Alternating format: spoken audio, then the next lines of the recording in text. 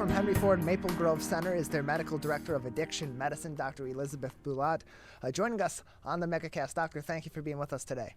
Yeah, thank you for having me. Appreciate it. So during the pandemic, we've seen a rise in alcohol use, and we've seen a rise also in alcohol abuse as well. And it's particularly, these numbers have been staggering among women, especially moms. Just how much of a change from pre-pandemic to during pandemic and in the present right now have those instances changed?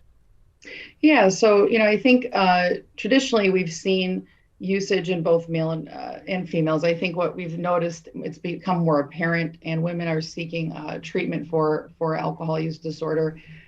Pre-pandemic, typically we would see alcohol usage higher on the end with male consumption.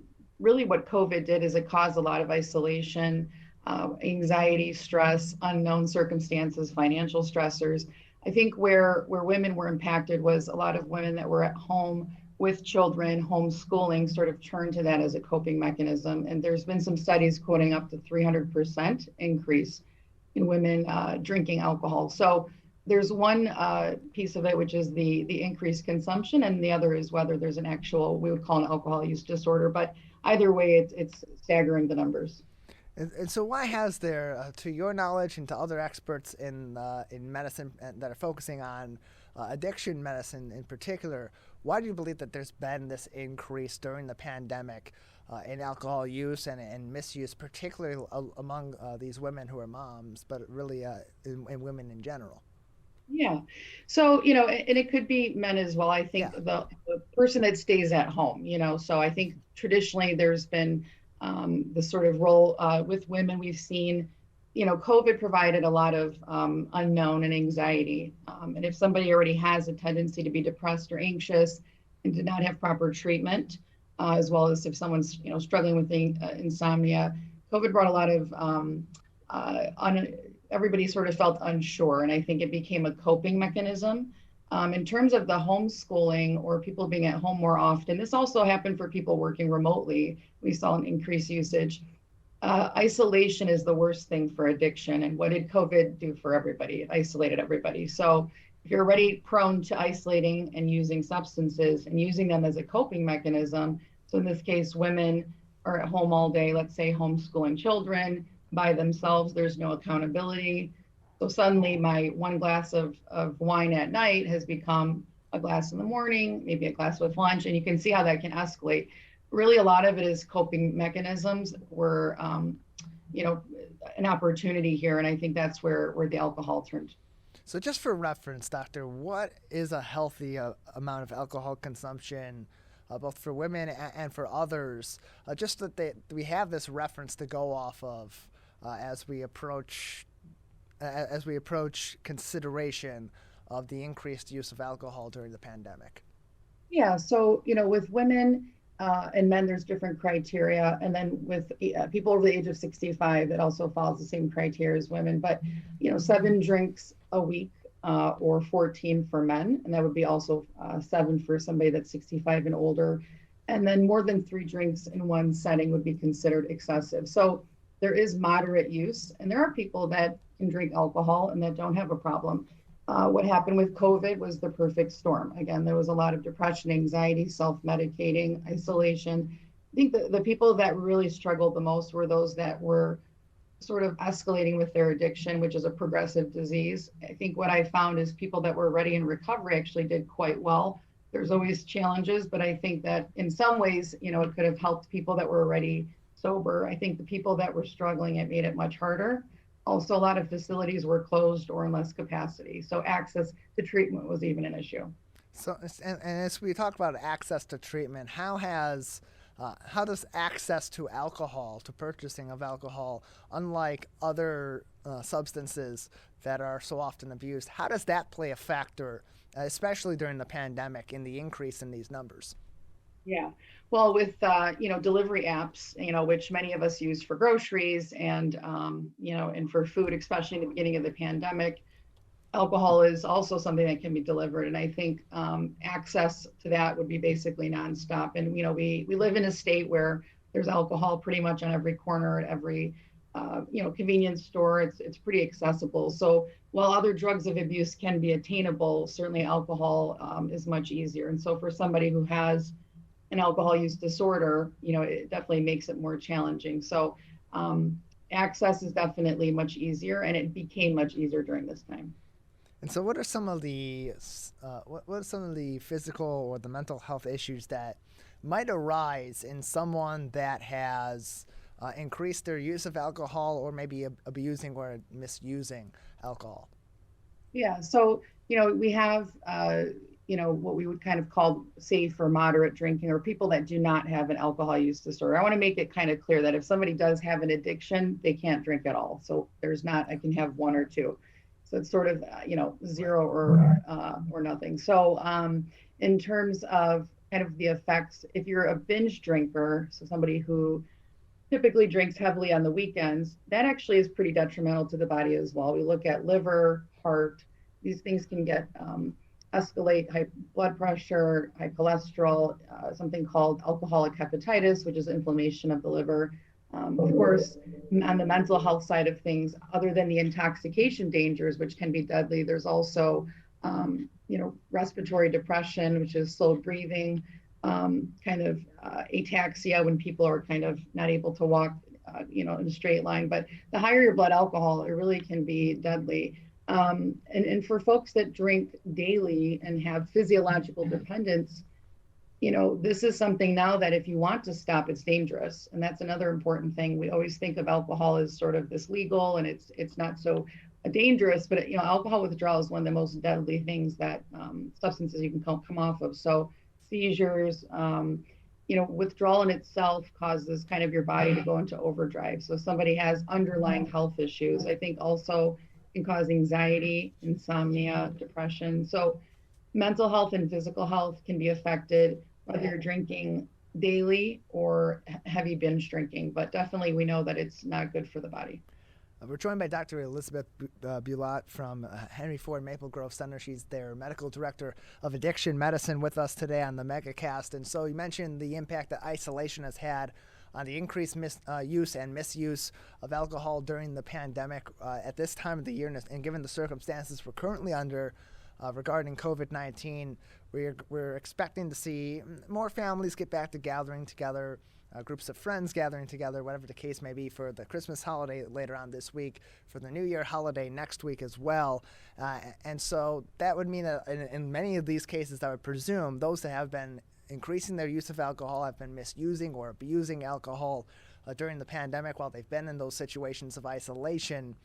They're going to be more visible with other people in their lives. What signs should people be looking out for in their friends and their family and other loved ones or acquaintances during this time of the year that may point to signs that they may be misusing or abusing alcohol? Yeah, sure. No, it's a good point. I think, the isolation will be less during this time. And, we are in a very unique time with COVID and really have to be mindful of that as well with gathering. But, in terms of the alcohol, it's typically going to be, somebody that has changed their behavior. They may become, maybe more anxious, trying to isolate, trying to sort of sneak away. Really continued use despite negative consequences is sort of the biggest red flag. But if somebody's starting to, spend less time with the family or not show up to work or not fulfill their household duties, in terms of engaging with somebody, you may notice that physically they look different. Alcohol can do quite a bit on the body, whether it's, again, daily or binge drinking. If you notice bruises on their body, if it's somebody that may be falling from being intoxicated, especially we see this with elderly patients. So these are kind of all of things that we can start to see. Of course, tolerance. So if you see somebody that suddenly can drink quite a bit, and before you knew them as somebody that wasn't able to drink very much, we call that tolerance. That could be a sign of drinking more. So these are all sort of, erratic behavior, anxiety, things that can kind of be a good first step. I think the most important thing is that if, there is something that's identifiable, or if you have a concern about a family member, is just to really have a non-judgmental, open-ended conversation with them. This is a really hard time for everybody. It's been a long, year and a half for all of us. And I think, there's such a stigma with this, and there's a lot of shame and guilt. And so I think just having an open approach, and really supporting people. Addiction is a family disease, and so family support is really key. And I think that's one of the most important things. We're joined by Dr. Elizabeth Bulat. She is the Medical Director of Addiction Medicine at Henry Ford Maplegrove Center with us on the MegaCast. And so we talked about recognizing those signs in a loved one or someone else in your life, and addressing those issues. For someone that may themselves personally recognize that their alcohol intake has been abnormal, has been out of the ordinary, has escalated to a point that is at the point of misuse or abuse, and they want to seek treatment, or they want to discontinue their alcohol use or abuse, what should they do in terms of seeking treatment? Because as you said, alcohol withdrawal from just straight cutting off all access to alcohol can be very dangerous. So what steps should they be taking? Yeah, so I think the first thing is this somebody who's already developed what we would say an addiction or alcohol use disorder, or is this somebody that said, I've noticed I've been, hungover more, I'm calling into work. So I think the person that is physiologically dependent, so they drink every day, that is someone that should be under medical supervision. So I just really, the message is that, it can be very dangerous. And a lot of folks don't know that. And unfortunately, they end up having seizures and end up in the hospital. And so that's the challenge when you're finally ready to quit, you need help to do it. So for those folks, I would say, if you're not feeling well, always go to the emergency room. In terms of kind of first steps, talking to your primary care doctor is a good start. Typically, the conversation about, usages may have already occurred, but I think that's usually a good step. The primary care can then refer to addiction treatment if needed.